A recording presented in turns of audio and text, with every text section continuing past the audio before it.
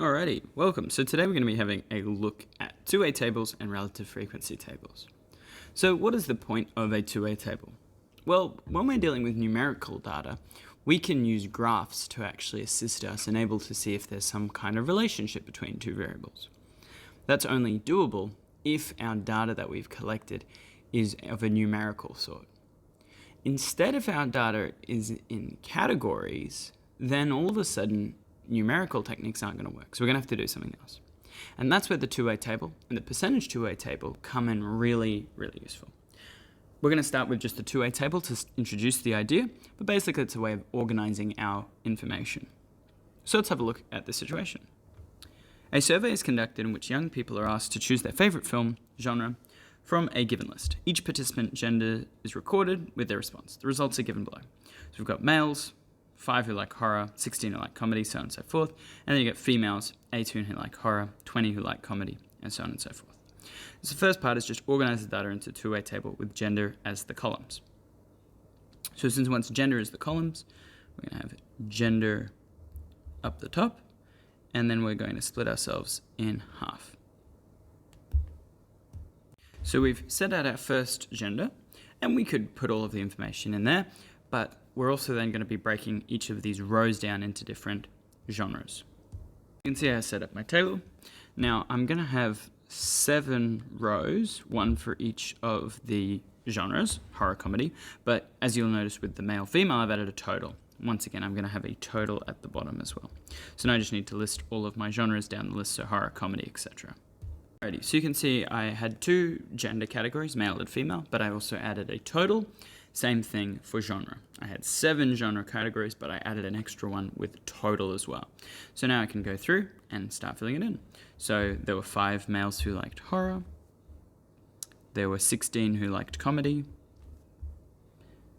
22 who liked action. And I'm going to repeat this also for the females.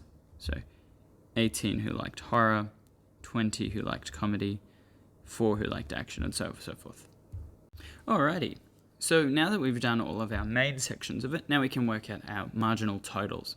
So for example, in total, how many people liked horror movies? Well, 5 plus 18 is going to be 23. Well, in total, how many liked comedies? Well, 36. Well, in total, how many liked actions? And so on and so forth. So I can go through and fill these out. Alrighty. So I've now done my marginal totals for the genres. Now I want to do the same thing for the going vertically down for the genders and for our big total. So let's just use a calculator and go 5 plus 16 plus 22 plus 16 plus 2 plus all of the numbers together. There are 62 males, and now I'm going to do the same thing for females in total. Alrighty.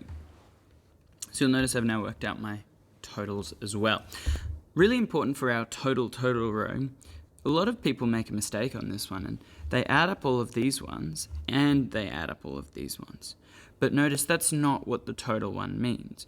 It is either the sum of all of these ones, or it is the sum of these ones, okay? So it's not both of them. So you'll notice that 62 plus 168 equals 230. But if you were to add out all of these ones separately, you would also get 230. It's just different ways of counting everyone up. Alrighty, so we've now got a completed two-way table. And that's all a two-way table is, but notice it will have 2 total sections. Alrighty, next up, it wants us to answer some other questions. So it says determine the percentage of students whose favorite film genre is horror. Well, that would be 23. Well, out of how many? Well, of all students. So it's going to be 23 out of 230. So it's going to be, for B, it's going to be 23 out of 230. Now, to turn that into a percentage, we just times that by 100. And that gives us 10%. Alrighty, question C asks, determine the percentage of students who are female and whose favorite genre is science fiction. Alrighty, well, we want females who liked sci-fi, but it's the percentage of students who were female and who were, so it's still out of 230. It's going to be 16 out of 230. Times by 100% to make it a percentage. 6.5 2.96%, so about 7%. Alrighty, and the last question asks, determine the percentage of males. Okay, so this is interesting. So for this third one, it says specifically males whose favorite film genre was romantic comedy. Well, of the 62 males, only 2 of them liked rom-com. So that is just 2 out of 62 times 100%. So notice the first 2 questions, the focus was on of all students, whereas in the final question, D, it says determine the percentage of males who preferred rom-coms. So instead of using that 230, we're going to be using 62 for that one. Alrighty. And with our calculator, 3.23%. Okay, and there we go. Now just one final note before we go. This isn't a useful comparison tool just yet.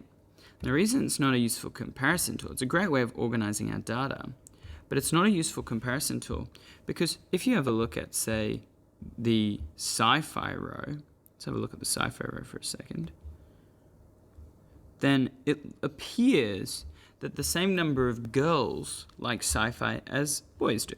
That's what that piece of statistics say. Okay? So it's saying to us, it's even. But really it's not even, because we're not taking into consideration the fact that there were a lot more girls surveyed than there were boys. So although the numerical number of 16 and 16 is the same, the percentage is actually different. The percentage of females who prefer sci-fi and the percentage of males who prefer sci-fi are vastly different because their totals are different.